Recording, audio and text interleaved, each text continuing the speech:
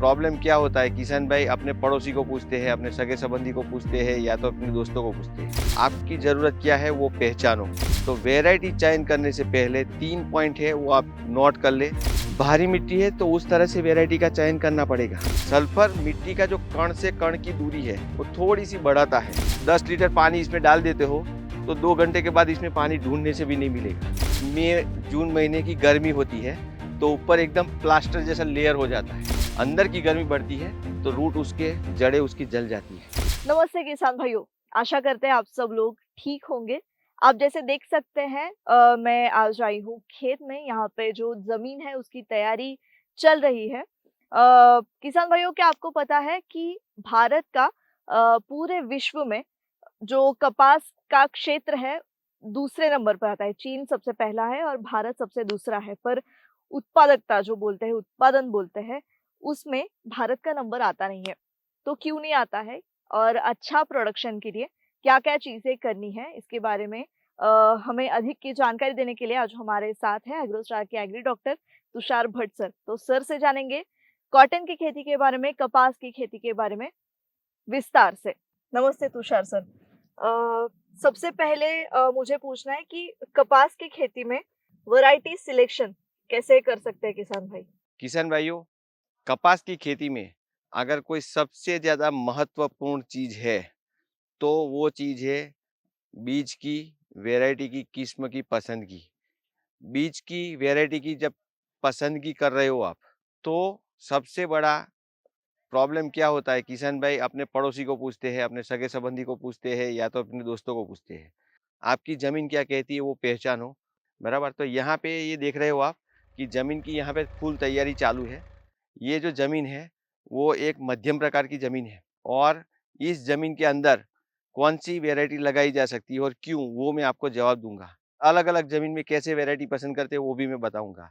तो वैरायटी चयन करने से पहले 3 पॉइंट है वो आप नोट कर ले। पहला पॉइंट है कि आपकी ज़मीन कैसी है। ज़मीन कैसी है मतलब आपकी ज़मीन भारी है, मध्यम है या एकदम हल्की है। भारी ज़मीन का मतलब ये होता है कि वो आप जब कल्टीवेशन करते हो तब ट्रैक्टर बहुत हैवी चलता है, डीजल का खर्चा ज़्यादा होता है। दूसरा मध्यम मतलब आसानी से ट्रैक्टर चलता है और हल्की मतलब ट्रैक्टर और आसानी से चलता है।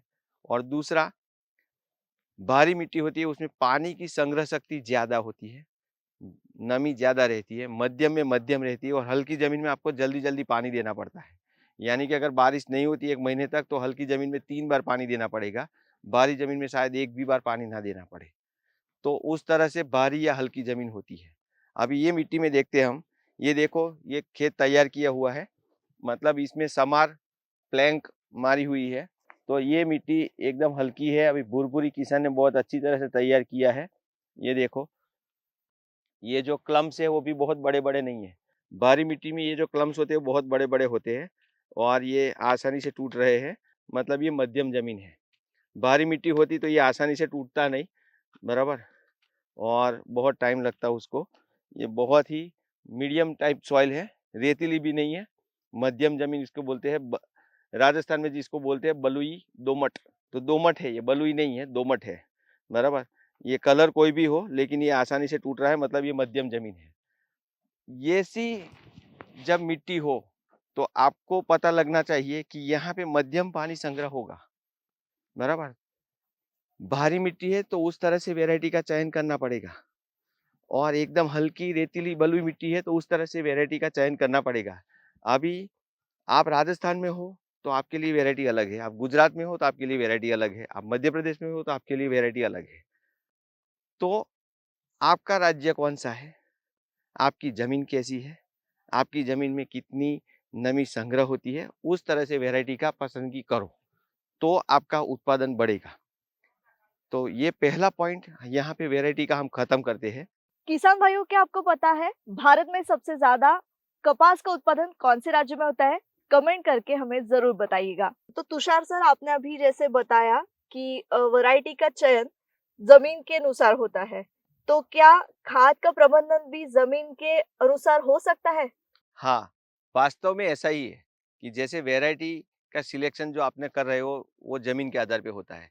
तो ज़मीन ही मूलभूत है, तो ज़मीन के आधार पे ही हम खाद का प्रबंधन कर सकते हैं। मैं एक उदाहरण दूँगा। कि आपकी ज़मीन भारी है और भारी ज़मीन के अनुसार आपने कोई वैरायटी पसंद कर ली है, तो वैरायटी ऐसी होगी कि जो ज़्यादा पानी को सहन कर पाए, पहली बात। भारी मिट्टी में ज़्यादातर पोटाश की मात्रा ज़्यादा होती है, तो उसमें पोटाश थोड़ा कम डालना होता है, बराबर? और बारिश का पानी या तो पियत का, इरिगेशन का पानी का संग्रह ज़्यादा होता है, तो नाइट्रोजन का लॉसिस जो है वो ज़्यादा संभावना रहती है। तो आपको ऐसी ज़मीन में 2 मुद्दे का ध्यान रखना है। पोटाश थोड़ा कम डालोगे तो चलेगा, बेसल में थोड़ा 25 किलो 50 किलो पोटाश डाल दो और लास्ट में जब बॉल फॉर्मेशन होता है, तो टिंडे के फॉर्मेशन के टाइम पे आपको 25 से 30 किलो पोटाश देना ज़रूरी रहेगा, बराबर? अभी ये मिट्टी पानी ज़्यादा संग्रह करती है। मिट्टी को भुरभुरी बनाने के लिए, मिट्टी की नितार शक्ति यानी कि लीचेबिलिटी बढ़ाने के लिए, इन्फिल्ट्रेशन रेट बढ़ाने के लिए आपको ऑर्गेनिक मैटर डालना अति आवश्यक है। जैसे कि आप संचार डालते हो या नीम खली डालते हो, तो वो डालना बहुत ज़रूरी होता है। दूसरा, इस मिट्टी में सल्फर की मात्रा बहुत ही कम होती है, तो सल्फर डालना अति आवश्यक है। अब सल्फर क्या करता है? सल्फर मिट्टी का जो कण से कण की दूरी है, वो थोड़ी-सी बढ़ाता है। जैसे मानो कि मिट्टी के ये 2 कण हैं, अभी ये बहुत बड़े क्लम्स है, लेकिन आप मान लो कि एक कण है और दूसरा कण है। आप सल्फर डालते हो तो इसका थोड़ा दूरी बढ़ेगा, तो वो पानी का आवन-जावन बढ़ेगा, हवा का आवन-जावन बढ़ेगा। इससे अगर ज़्यादा काली मिट्टी है आपकी, तो पानी ज़्यादा भरेगा, तो वो रोकने के लिए आपको सल्फर डालना है 1 एकड़ में 6 किलो। और वैसे भी जो नरमा है, कपास है, वो एक तिलहनी फसल है। रुई तो बनती है लेकिन तिलहन भी है, तो उसमें सल्फर की आवश्यकता होती है, तो 1 एकड़ में 6 किलो बेसल में अचूक सल्फर डाल दें। तो ये मिट्टी के आधार पे मैंने काली ज़मीन का बताया। वैसे मैं बलुई मिट्टी का बताता हूँ। अगर आपकी बलुई मिट्टी है, तो ये मध्यम ज़मीन है, इससे ज़्यादा प्रमाण में उसमें रेत का प्रमाण होता है। यानी कि अगर आप एक 10 लीटर पानी इसमें डाल देते हो, तो 2 घंटे के बाद इसमें पानी ढूँढने से भी नहीं मिलेगा। ऐसी मिट्टी की बात कर रहा हूँ मैं। अगर ऐसी मिट्टी है, तो उसका इन्फिल्ट्रेशन रेट ज़्यादा होता है। तो ज़मीन में जो आप पोषक तत्व डालते हो, तो जल्दी चले जाते हैं। तो ये रोकथाम के लिए आपको ऑर्गेनिक मैटर बहुत ज़्यादा डालना पड़ेगा। ऑर्गेनिक मैटर क्या करता है, इस मिट्टी में पोषक तत्वों को पकड़ के रखता है। तो कैटायन एक्सचेंज कैपेसिटी बोलते हैं जिसको। तो कैटायन्स को पकड़ के रखता है। इसमें यूरिया जब आप डालते हो तो बहुत ध्यान रखें, एक साथ में यूरिया ना डालें, जितना रफ्ता-रफ्ता डालते हो उतना फ़ायदा होता है। यानी कि आप 100 किलो यूरिया डालना है 1 एकड़ में, तो आप 1-1 किलो या 5-5 किलो 1-1 हफ्ते में दो। हर रोज 1-1 किलो दे सकते हैं या 5-5, 10-10 किलो 1-1 हफ्ते में दो, तो उसका ज़्यादा से ज़्यादा लाभ होगा।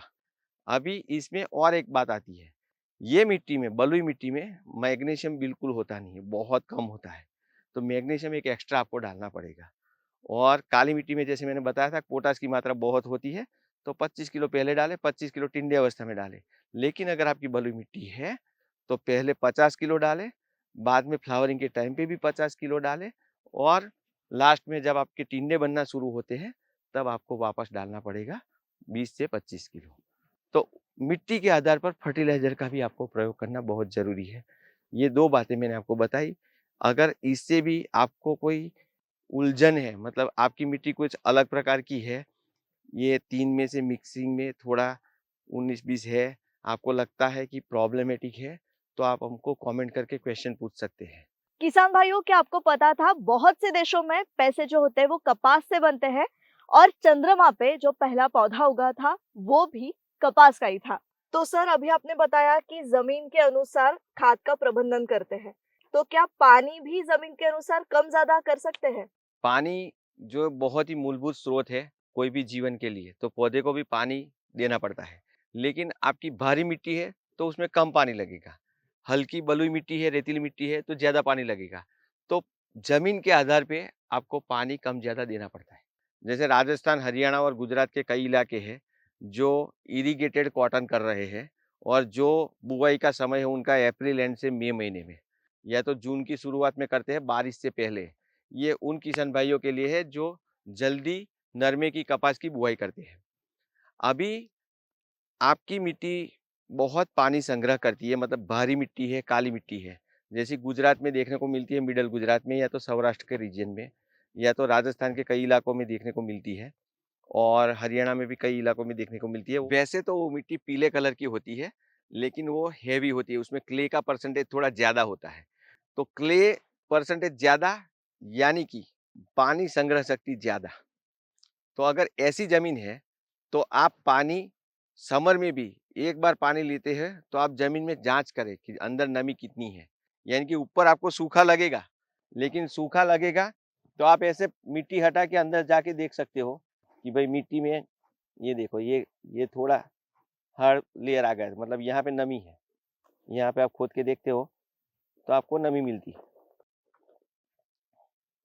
तो अगर ऐसा हो तो आपको 10 से 12-15 दिनों के अंतराल पे ये हार्ड हो जाता है, क्योंकि यहाँ पे नमी है। ऊपर ऊपर सूखा लगता है, लेकिन अंदर नमी होने की संभावना ज़्यादा है। तो अगर क्ले परसेंटेज ज़्यादा है, काली मिट्टी ज़्यादा है, भारी मिट्टी है आपकी, तो आपको समर में भी 10 से 15 दिनों से पहले पानी नहीं देना चाहिए। राजस्थान, हरियाणा में जहाँ पे भारी मिट्टी होती है, वहाँ पे किसान जब पानी लेता है, तो कभी-कभार वहाँ पे क्ले भी ज़्यादा होता है। तो क्ले और सिल्ट, या तो क्ले और सैंड, ये दोनों मिक्स हो जाता है और ऊपर एक प्लास्टर जैसा लेयर बना देता है। तो ये प्लास्टर जैसा लेयर बनने से क्या होता है कि अंदर बहुत ज़्यादा नमी होती है, ऊपर मई जून महीने की गर्मी होती है। वास्तव में पानी नहीं देना है, कि पानी की ज़रूरत नहीं है, लेकिन वो जो प्लास्टर जैसा लेयर बनता है ना, वो अंदर गर्मी बढ़ाता है। अंदर की गर्मी बढ़ती है, तो रूट उसके, जड़ें उसकी जल जाती है। तो आपको क्या करना चाहिए, एक लाइन छोड़ के एक लाइन में पानी देना चाहिए। वैसे पानी की ज़रूरत नहीं है, लेकिन वो लेयर तोड़ने के लिए पानी देना चाहिए। या तो उस मिट्टी में ऑर्गेनिक मैटर का ज़्यादा प्रयोग करना चाहिए। ये उसका सॉल्यूशन है। अगर आपकी मिट्टी मध्यम है, तो आपको वैसे 8 से 10 दिन में पानी देना चाहिए। और अगर आपकी मिट्टी एकदम हल्की है, पानी मतलब जैसे आपने डाला और 1 घंटे के बाद पानी ढूँढना पड़ेगा, तो वहाँ पे ड्रिप लगा ले तो बहुत अच्छा है, बहुत बढ़िया है। अगर ड्रिप नहीं लगा सकते, तो आप ऑर्गेनिक मैटर का प्रयोग ज़्यादा करें, जो पानी को संग्रह शक्ति बढ़ाता है, मतलब मिट्टी की पानी की संग्रह शक्ति को बढ़ाता है ऑर्गेनिक मैटर। संचार वगैरह का प्रयोग करिए, भूमिका वगैरह का प्रयोग करिए, तो मिट्टी की भेद संग्रह शक्ति बढ़ेगी। या तो फिर आपको हर 5-6 दिन में पानी देना पड़ेगा। तो ये मिट्टी के आधार पे पानी का प्रबंधन कैसे करें, उसका मैंने आपको ब्यौरा बताया। हर चीज़ मैं एक ही वीडियो में नहीं बता सकता, तो किसान भाइयों, आप वहाँ भी कमेंट कर सकते हो, आप हमारे अधिकारी से बात कर सकते हो और आपका क्या प्रॉब्लम है उसके आधार पे पर्सनल सुझाव ले सकते हो। धन्यवाद तुषार सर। किसान भाइयों, जैसे अभी कपास की खेती में वैरायटी का चयन, खाद का प्रबंधन और पानी का व्यवस्थापन, इसके बारे में सर ने जो अभी जानकारी दी, आशा है आपको कपास की खेती करते समय इन सारी चीज़ों का आपको मदद होगी, इन सारी चीज़ें आपको मददगार रहेगी कपास की खेती में। तो ऐसी ही जानकारी के लिए एग्रोस्टार की यूट्यूब चैनल से बने रहे। फिर मिलते हैं ऐसे ही नई फसल के साथ, नई जानकारी के साथ एग्रोस्टार की यूट्यूब चैनल पर। तब तक एग्रोस्टार की यूट्यूब चैनल को सब्सक्राइब करना ना भूलें और इंस्टाग्राम पेज को फॉलो ज़रूर करें।